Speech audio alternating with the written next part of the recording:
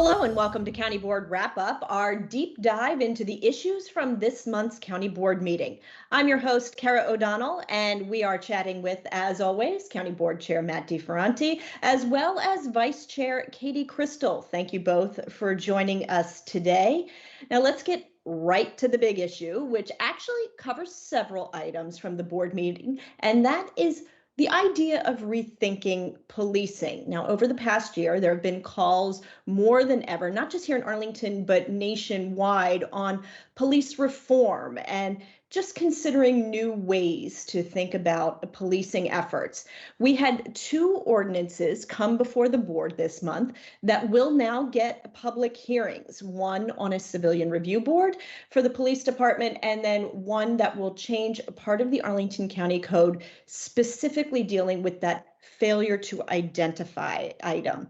So let's start off. Matt, we'll start with you. Can you give us a little bit of background on what led to some of these actions efforts? Sure. So we set up, after the events of last summer, we set up a police practices working group just to make sure we have the most recent and best ideas for our public safety and for our police. And that group consisted of 4 subcommittees and did a chunk of work. And one of those has come forward that I'll start talking about. And we also have a second piece of that work, but we're implementing these over time. So the first is a civilian review board. And when we set up this group, we said as a board, we wanted to do a civilian review board. The question is how and not whether. And so we have taken that step in advertising and starting the legislative process to implement this idea. And so that is a great piece of what we're doing. And we're excited to be starting the conversation and hearing from our community. Essentially, there are 2 parts to it. There's a civilian review board, and then there's an independent police monitor, and they'll work together through a hybrid process. There's some questions. We would review policies through this. We would take a look to make sure that in all of the areas that we police, that we're doing things fairly. And what we've done is we've set a request to advertise, it's called. We set a hearing for July, and we now have 60 days where we're going to look at the specific language to figure out exactly what we should be doing and what we think is okay to leave out. So that's the first piece of what we've done. And I know all of us on the board and you, Katie, we're all enthusiastic about a second component that we're working on as well. Absolutely. Yeah, I'm really looking forward to this dialogue too on the civilian review board. I think we've seen some differences emerge between recommendation from the county manager and from maybe what the police practices group put forward about the authorities and the investigative scope of the CRB. What is really helpful about doing a request to advertise an RTA is that it puts some specific language out to the community. And I think that really enables a much more meaningful conversation. We're not just talking about this conceptually in a way that could kind of paper over some really meaningful differences. We're reacting to words on a page now. Those words on the pages have been offered by the county manager. We've heard some points of view in the community that disagree, and really being able to look at that text together enables a more meaningful study over the next 60 days. So I'm excited about that conversation. One of the things that I think actually maybe there is less difference of opinion on, which is a great news story, is the advertisement of a repeal of a part of the county code which essentially makes it a crime to refuse to identify oneself at the request of a police officer. That is something that we had just in local ordinance. It's not in state ordinance. A lot of our peer jurisdictions don't have it. And the police practices group studied that closely, and they said, you know, this is really an opportunity to introduce maybe subconscious bias. We don't think it has a track record of being applied especially fairly. And importantly, we don't actually think this serves public safety. Turns out leadership of our police department agreed that it wasn't serving the interest of public safety. And so I'm really glad that we've got this on the table. Again, we'll have to take final action. This is merely an advertisement, but to repeal that failure to identify. I think it's another great example. As Matt said, we are marching our way through through implementing each of those recommendations from the PPG. Some of those recommendations you'll see us implement in the budget, like all the investments we just made in mental health response, alternatives to police response, which is a huge lift and a key area of focus for the PPG. Some you will see in code, like failure to identify and like an ordinance enabling a civilian review board. And some you'll see through, actual police practices, the manuals and handbook, for example, of the ACPD. Let's talk a little bit about some of the recommendations of the police practices group for this civilian review board. In this conceptual sense, since obviously it's still a draft ordinance and we'll be hearing from the public and still kind of tweaking things a bit, but what are some of the things a civilian review board would be doing in conjunction with or with oversight over the police department?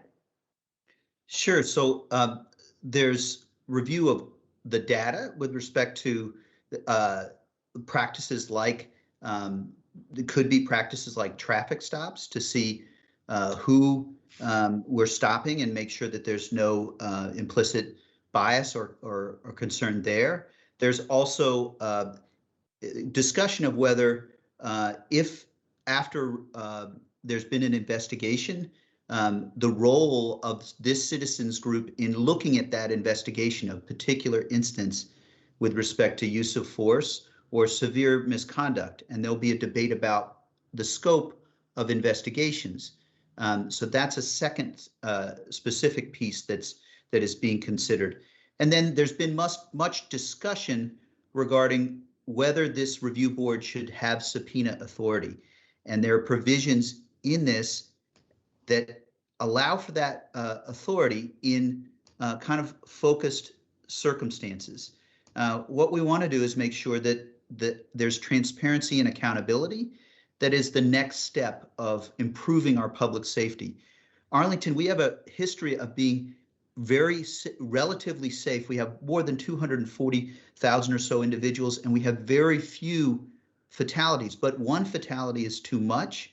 And so we want to have this review board to take the next step in building, maintaining, strengthening trust with all parts of our community. And that subpoena piece in specific circumstances is something that we are discussing, and that is a piece of the consideration for the review board over the coming 2 months. So those are a couple. I know that it's about a 10-page full ordinance. There's a lot of specific provisions. And I think to some extent, we're really happy to have this language so that we can debate more of the specifics as a community. But I don't know if there are other pieces, Katie, that come immediately to mind as you think about the review board. I appreciate that question, Kara. Yeah, I think you summarized it really well, Matt. And, a great note that our chair of the subcommittee of the PPG that works specifically on the civilian review board issue, Rodney Turner, who chaired that group, said, Arlington County doesn't have a use of force problem. Our issues are transparency and accountability.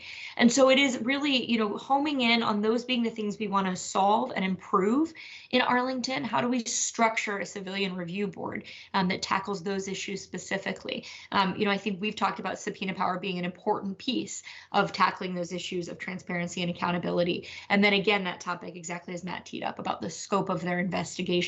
How can we ensure that the scope of their investigatory authority, again, really tackles the problems that we're trying to solve, transparency and accountability.